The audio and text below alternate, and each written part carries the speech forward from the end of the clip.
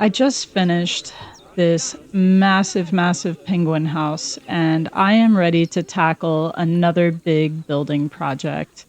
And guess what? Right behind the penguin house is this big blank piece of land that I have been eyeing for some time. And you know what goes really well right next to a penguin house? A sea lion habitat. That's what I'm going to build next. So stick around and let's see how it goes.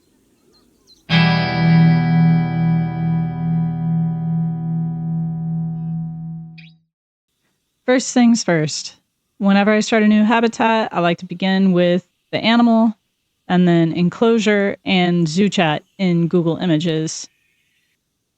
I like how this one has a cave. That's kind of cool. It's also got kind of a double barrier. You've got glass on the outside and then an outer rail as well for the guests. Look at this cool tower over here. Look at all the pirate flags. Oh my gosh, pirate flags. Now I want a pirate flag. This kind of looks like the mast of a pirate ship, too. That sort of looks like a pirate ship also. Ooh, look at the netting. All right, I think that's that same one I was looking at earlier with the cave, but from a different angle. Oh, you know what? I'm totally getting a Goonies vibe. Think about the cave in Goonies with the pirate ship that was inside the cave.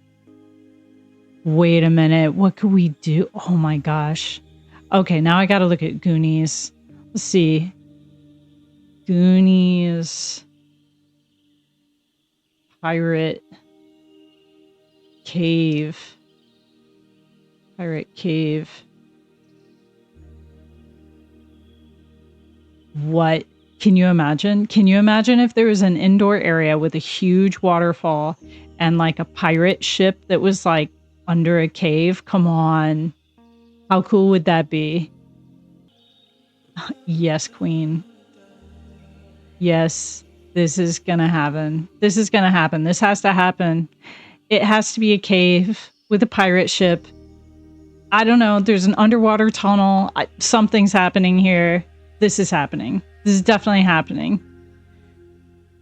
All right. This is going to be the Goonies sea lion habitat. That's what's happening.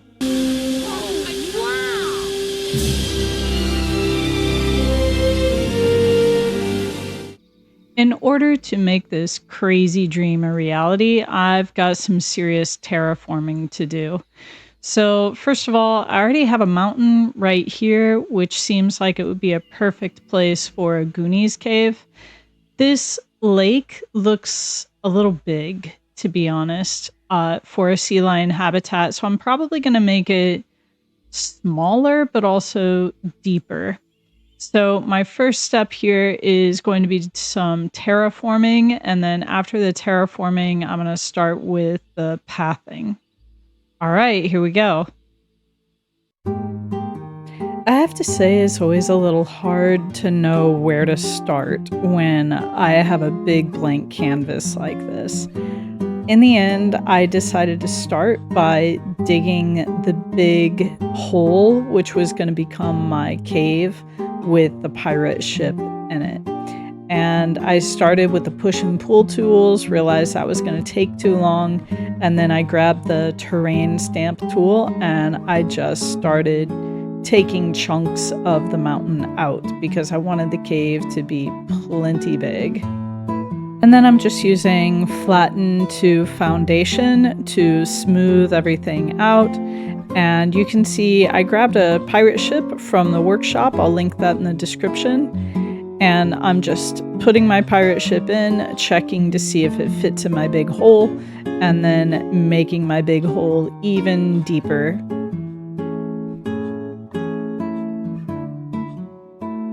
And I'm leaving a little bit of an embankment inside the cave because I want guests to be able to get up close to the pirate ship and be able to look at it.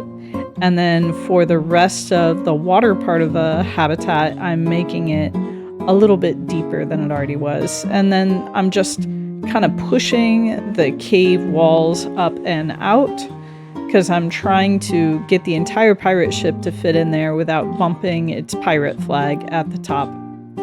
And playing with water levels, seeing how deep my water is.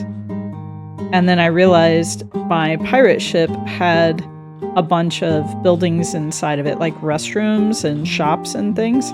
And that was why it wouldn't go lower in the water. So I went in, I deleted all of that stuff. And once I deleted it, you'll be able to see in a second, I get my pirate ship back into the water where it belongs.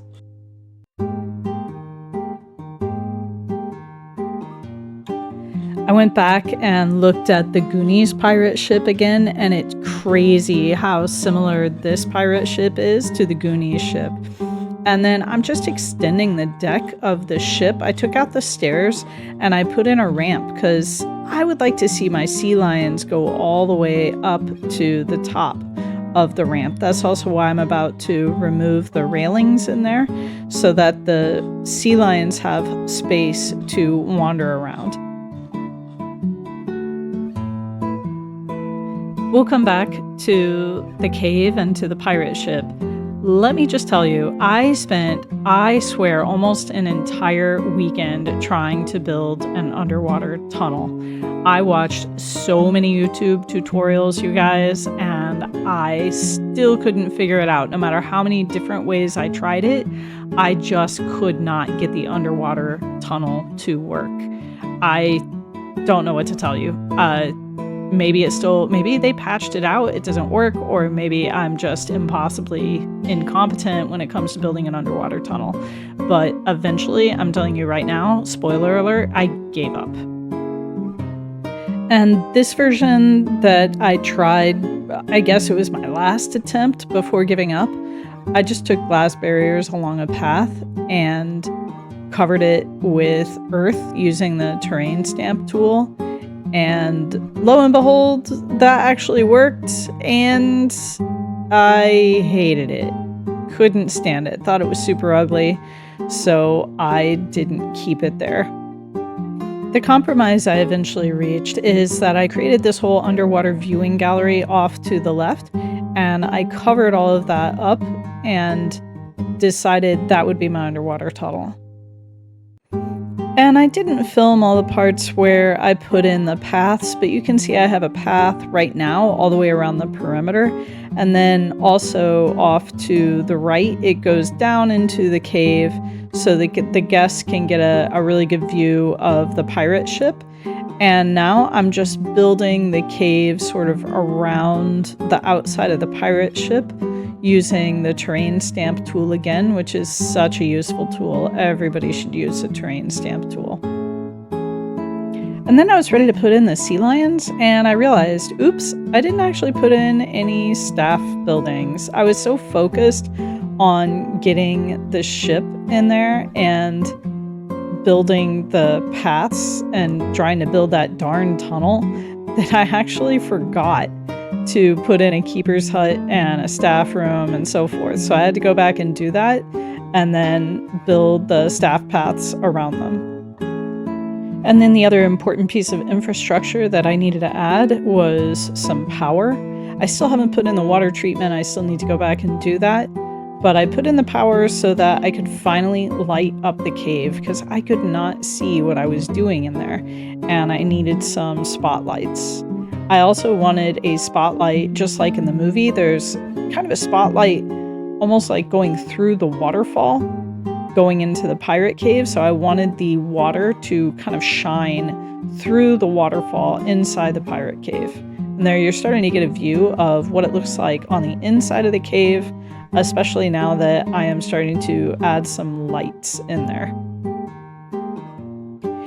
And once I had the lights in place, I dug the hole where the actual waterfall was going to be and stuck a floodlight right next to it to shine it right onto the water. And for once in my life, I got something right almost the very first try. So I put the waterfall piece in right where the hole was, and I liked how it looked almost right away. I spun it around a few times, but overall, it looked really good. And I haven't changed the color or messed around with the floodlight color yet, but I think I will mess with that so that you can see the waterfall whether it's daytime or night. And I think it looks pretty cool. It's like the Goonies cave, you guys. Just like the Goonies cave. It's getting there. Just wait. Alright guys, thanks for watching this far, and if you did make it and you want to see me continue to make progress on my crazy Goonies-inspired sea lion habitat, then make sure to like and subscribe so that you see the next episode. I will be back next week and show you my progress. Until then, take care. Bye-bye.